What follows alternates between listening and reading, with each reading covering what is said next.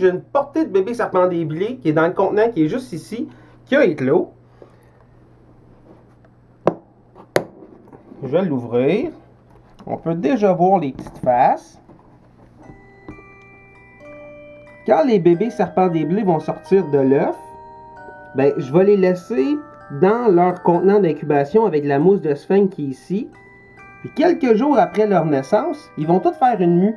Quand ils vont avoir fait leur mue, ben, je vais les placer ici pour être capable de bien les observer. Comme vous pouvez le constater, il y a vraiment plusieurs mues, c'est-à-dire qu'il y a plusieurs bébés serpents, puis ils se sont cachés dans la mousse de sphinx. Je vais aller les sortir, comme ça. Puis quand on lève la mue, les mues, on peut voir qu'il y en a vraiment plein. Tenez ici, les petits bébés, ils sont quand même rapides. J'en ai un qui veut se sauver, je les mets ici. Oups, j'en ai un autre ici. Quand on va les prendre, il faut quand même être délicat parce qu'ils sont quand même fragiles. Les bébés serpents des blés sont très agités. Tiens.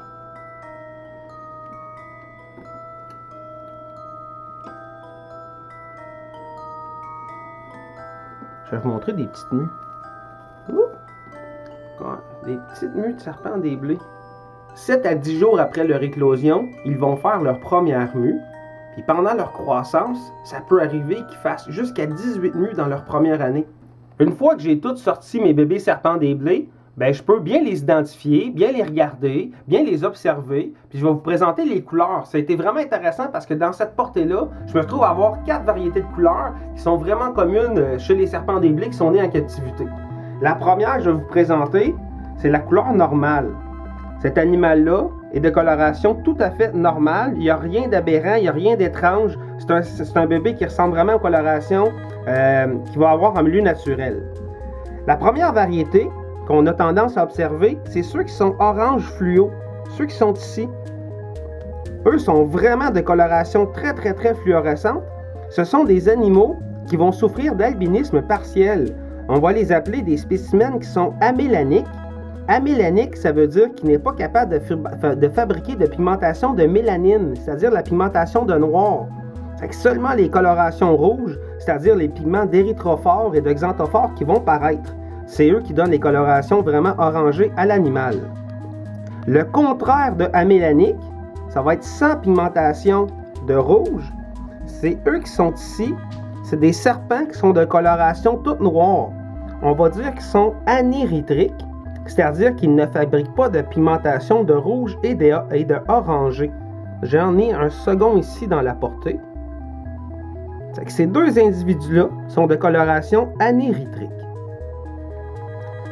Nous avons, pour terminer, des serpents qui sont tous blancs. Ici, j'en ai 2. Ben, j'en ai même 5 dans la portée. Salut les petits loups!